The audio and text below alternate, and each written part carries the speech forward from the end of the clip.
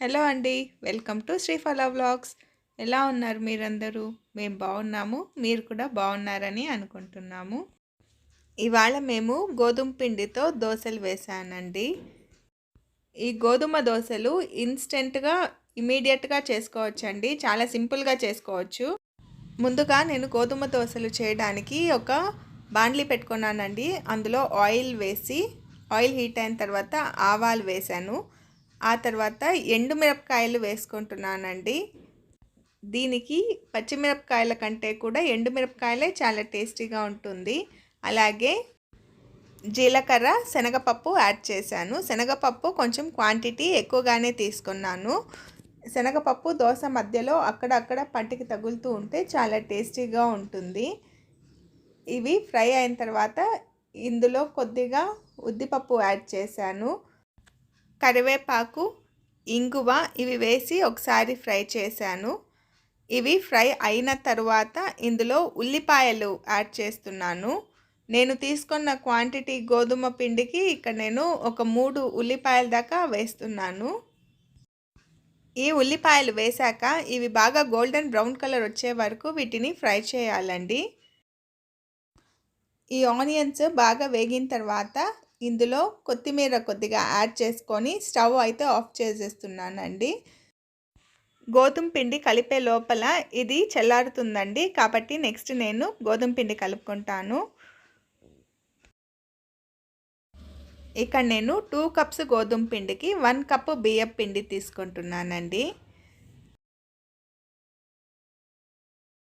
1 కప్పుకు half cup గోధుమ పిండి లెక్క అండి. ఆ తర్వాత ఇందులో టేస్ట్కి తగ్గట్టు కొద్దిగా ఉప్పు యాడ్ చేస్తున్నాను. ఉప్పు యాడ్ చేసిన తర్వాత పిండినంతా ఒకసారి బాగా మిక్స్ చేసుకొని ఇందులో వాటర్ యాడ్ చేస్తూ కొద్దిగా కలుపుకోవాలండి. ఇది గోధుమ పిండి కాబట్టి కొంచెం కలపడానికి టైం పడుతుంది.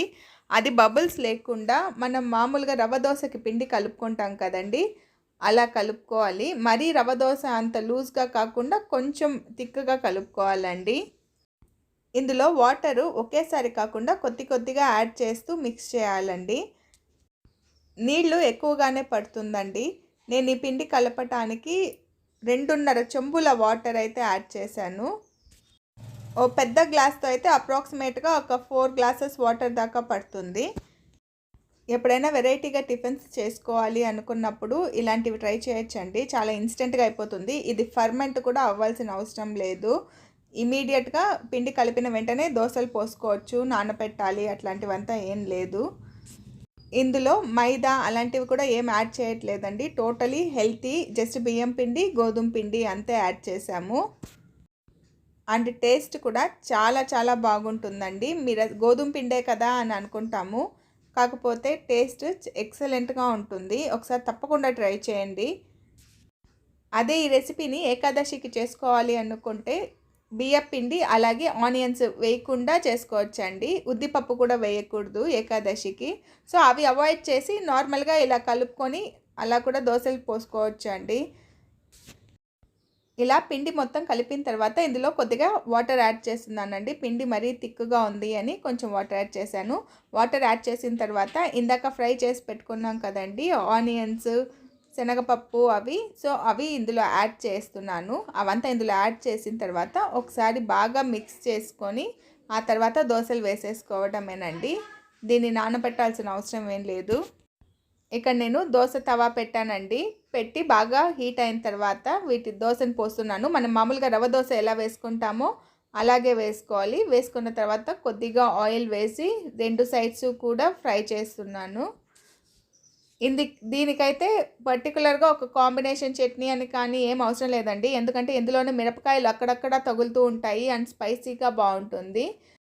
నేను ఈసారి అయితే ఈ దోశలు చేసినప్పుడు దీన్ని మొలగా పొడితో సర్వ్ చేశానండి. మొలగా పొడి విత్ నెయ్యి. సో మొలగా పొడి ఆల్రెడీ నేను నా ఛానల్లో ఇంతకుముందు పోస్ట్ చేశానండి. మొలగా పొడి, పప్పుల పొడి 2 కూడా. సో కాబట్టి నేను ఇక్కడ మళ్ళీ దాని గురించి ఏం పోస్ట్ చేయట్లేదండి. ఈ దోశ అయితే నిజంగా చాలా బాగుంటుంది. ఒకసారి తప్పకుండా ట్రై చేయండి. అండ్ చాలా సాఫ్ట్గా కూడా ఉంటుందండి. క్రిస్పీగా ఏమి ఉండదు. పిల్లలు కూడా చాలా ఇష్టపడి తింటారు అండ్ చాలా హెల్తీ కూడా. ఇది ఈషా ఫౌండేషన్ నుంచి నేను ఆర్డర్ చేసిన శారీ అండి. లింగభైరవి అమ్మవారిది శారీ నేను ఆర్డర్ చేశాను. ఒక 2 డేస్లోనే నాకు శారీ అయితే డెలివర్ చేశారండి. ఈ శారీ కాస్ట్ ఏమో 1000 రూపీస్ అండి. ఇది అమ్మవారికి కట్టిన చీర కాబట్టి నేను ఆర్డర్ చేసుకున్నానండి. వాళ్ళ అఫీషియల్ వెబ్సైట్లోనే ఈ శారీస్ అన్నీ ఉన్నాయండి, కావాలంటే ఒకసారి చూడొచ్చు. అండ్ ప్యాకింగ్ అయితే చాలా బాగా చేసి ఇచ్చారు.